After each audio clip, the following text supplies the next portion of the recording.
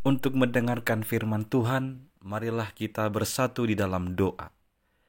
Kasih karunia dan damai sejahtera dari Allah Bapa kita dan dari anaknya Tuhan Yesus Kristus kiranya menyertaimu sekalian. Amin.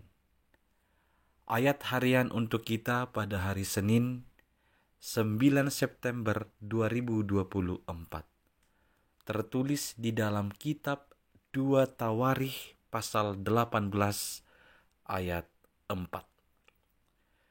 Tetapi Yosafat berkata kepada Raja Israel, "Baiklah, tanyakan dahulu firman Tuhan." Saudara-saudari yang dikasihi oleh Tuhan Yesus Kristus, seberapa bergantungnyakah hidupmu terhadap firman Tuhan? Apakah tidak bergantung sama sekali, atau biasa saja, atau sangat bergantung? Di manakah posisi kita dari tiga pilihan ini? Tidak bergantung sama sekali, biasa saja atau seperlunya, dan yang ketiga, sangat bergantung, sangat ketergantungan.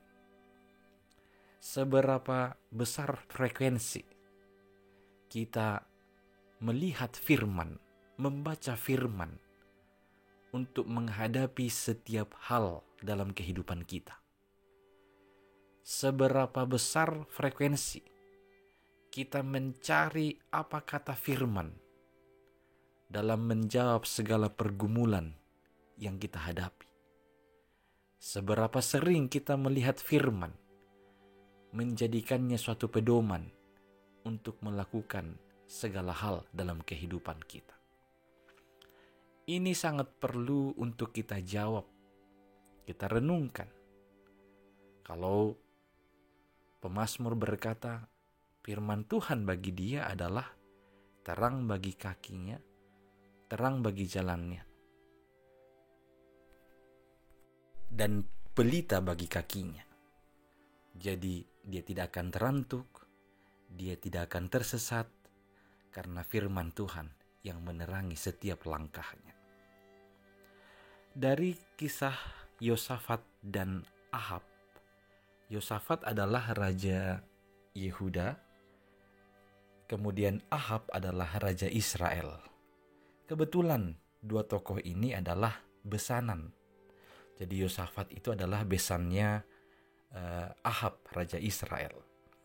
Pada suatu kali, Ahab, raja Israel, mengajak Yosafat besannya itu untuk berperang melawan Ramot Gilead, untuk merebut Ramot Gilead. Jadi Ahab sudah mempunyai rancangan, sudah mempunyai ambisi untuk merebut kota Ramot Gilead. Dia mengajak Yosafat untuk berperang merebut Ramot Gilead. Respon Yosafat adalah seperti yang sudah dibaca dalam ayat 4 tadi. Dia berkata, "Baiklah, tanyakan dahulu firman Tuhan." Nanti cerita selanjutnya memang Raja Ahab akan memanggil para nabi-nabi yang dipilihnya. Ternyata mereka adalah nabi-nabi palsu.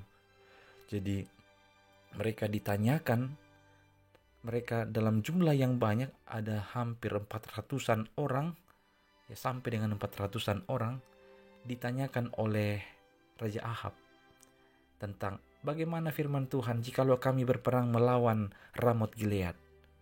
Nah, nabi-nabi yang ditanyakan ini adalah nabi palsu. Nabi-nabi yang biasanya menyenangkan hati raja, menyanjung raja, mengiyakan segala perbuatan raja, yang penting raja senang dan bahagia. Dan benarlah jawaban mereka adalah, "Baik raja, berperang saja. Tuhan akan memberikannya kepadamu. Engkau akan memenangkannya." Itu jawaban mereka. Tetapi Yosafat nanti akan meminta lagi, nggak ada lagi nabi yang lain. Akhirnya Raja Ahab menawarkan satu nama lagi, Mika. Walau dia sudah sebut Mika ini adalah nabi yang tidak disukai oleh raja karena nubuatannya menurut raja tidak ada yang baik, tidak ada yang membuatnya senang dan bahagia.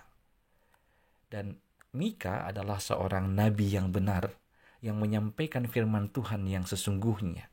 Walau itu menyakiti hati raja, walau itu menunjukkan suatu keadaan tidak baik bagi raja. Tetapi saat itu dia dipanggil, dan benarlah. Mika berkata, kalau kalian berperang melawan Ramot Gilead, maka Israel ini akan hancur tercerai berai bagaikan domba yang tidak ada gembalanya. Maka itu mengecewakan Raja Ahab. Dan akhirnya nanti Yosafat ikut-ikutan dengan apa yang ditawarkan oleh Raja Ahab. Dia tidak bertahan pada akhirnya. Dia akhirnya ngikutin apa yang disebutkan oleh Raja Ahab dan 400 nabi palsu itu. Saudara-saudari yang dikasihi Kristus, dari teks itu kita belajar bahwa hidup harusnya sangat bergantung dengan firman Tuhan.